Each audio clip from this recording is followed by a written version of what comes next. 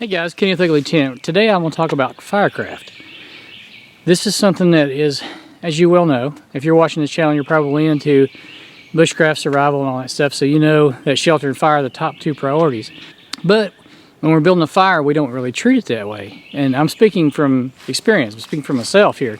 So that's something I've discovered as I've gotten older, is having more patience to do these things that are important, you know. And for me, building fire is very therapeutic. And so today I'm going to share with you a surefire way to get fire with FERRO-ROD. We're going to use FERRO-ROD and natural materials and get a fire. You should be able to get it every time if you do this. So the first step is we're going to gather some what they call smalls, or toothpick size kindling. So this time of year is perfect because we can see what's dead. We can see that this tree, he's not going to make it. But if you see this one, this is the toothpick size stuff that we're after. And it should snap. Oh yeah. See, hear it snap? Yeah. Yeah, see, that's good. This is what we want. We want these little guys here. I mean, they're almost so small that you can't even feel them. It's like when you break them off. Here's another one. When you break these little guys off, you're like, holy cow, I don't even know if I got any. You want a handful of these little tiny sticks, these toothpick size sticks. You want a bunch of these to start with. Next, you're going to go for a little bit bigger, in between like a match, a good size match, and a pencil. So, oh yeah, hear that snap? All right, now we're getting somewhere. And these are standing dead, or these are hanging dead, you know? So you know that these should be dry. Let's keep grabbing twigs of this size, and we'll move on to the next one. And lastly, you want stuff about the size of your thumb, a little bigger.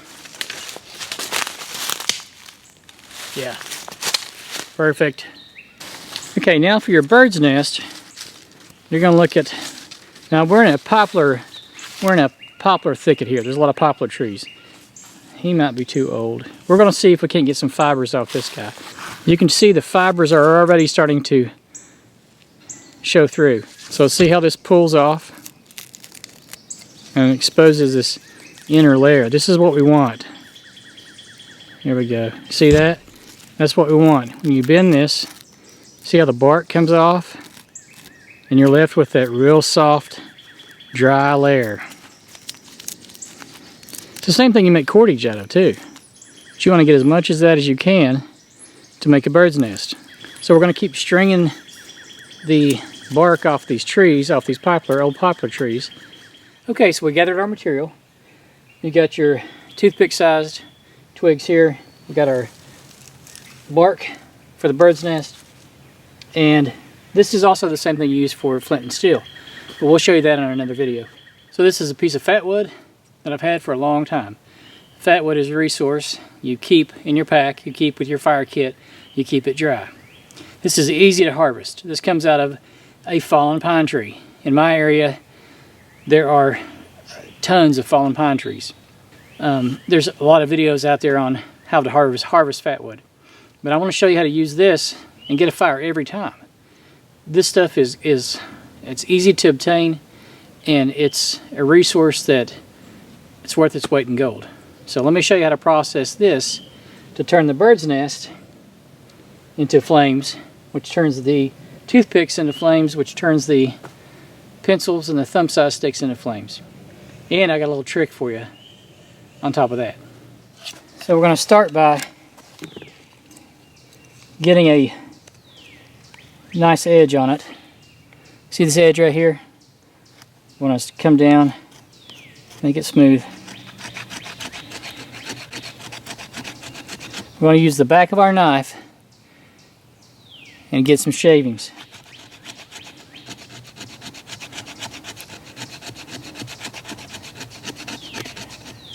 See all that? That is what you're after. And all that is, you can even feel it, it's sticky. That's pine resin off that fat wood. That right there. Let's get some more, and I'll show you how easily it takes a spark. Oh, don't want to waste that.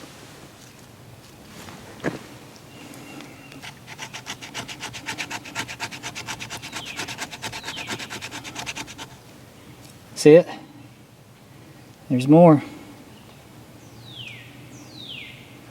Stuff is sticky. That's what you want. Now we got a little ball of that. We're going to take our ferro rod. We're going to scrape real slowly, some shavings down.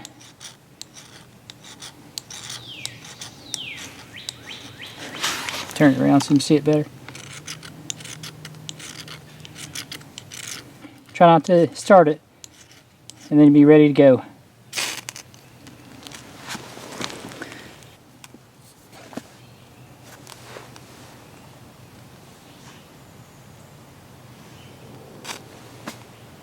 You see the black smoke from the resin.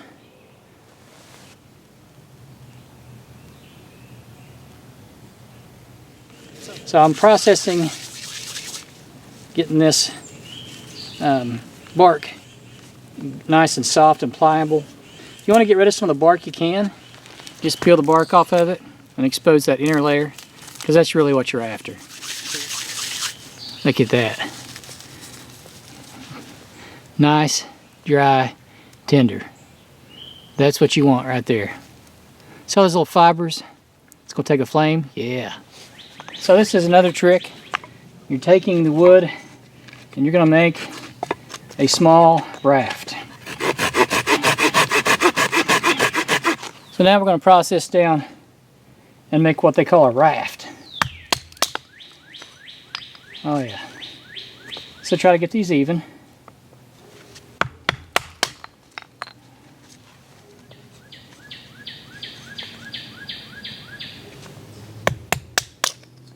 Nice. Okay. So we got all that together. And we're going to lay it on the ground like this and make a raft. And what that's going to do, that's going to keep everything off the ground, off the moisture, and allow air to come up underneath it. One of my instructors in a survival class was Dan Wowack from Coal Cracker Bushcraft, and he taught me about the fire triangle. So you got heat, fuel, and oxygen. You need all three of those things to make a fire. So since we got everything ready, we'll lay our raft down. I'll show you how to process the fat wood. Start it with a ferro rod and then feed the fire. It's that easy. It's all about preparation. Okay, so I promised I was going to show you a trick, show you a secret. The raft, the fat wood, and these two sticks right here are the secret. Alright, so let's ignite that and get our bird's nest going, and then add our kindling.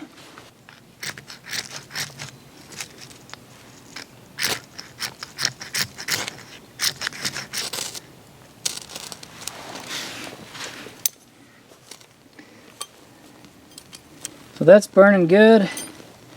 Let's add the bird's nest.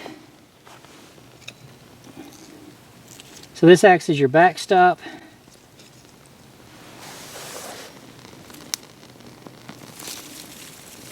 Oh yeah.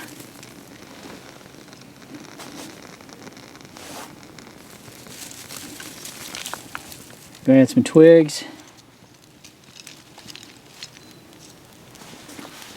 Now see, the beauty of this is you can take your sticks and lift your fire up if it starts to smother it. See the difference? Now that your flames are above, the sticks, and you got this as a backstop. This is your backstop. Now you can start adding your bigger stuff.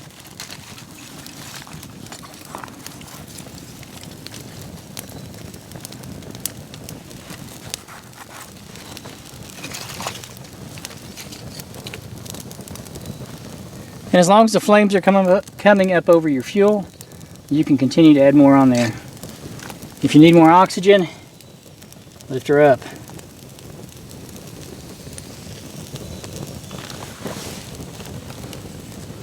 So that, my friends, is how you get a fire going every time with a ferro rod. Ferro rod and fat wood, natural materials. But you keep your ferro rod there it is, and your fat wood together in a kit. You know, that's the trick to a lot of things, even like bow drill, fires and so forth. You keep it in a kit. You've got to be really good to go out in the woods and make a bow drill and get fire. Most people that use bow drill to get fire keep the bow drill in a pack or keep it separate, keep it dry. But as you can see, we had plenty of resources, plenty of material. The preparation was everything, and that's how you get a nice fire going. Hope you enjoyed the video. Thanks for watching. We'll see you on the next one.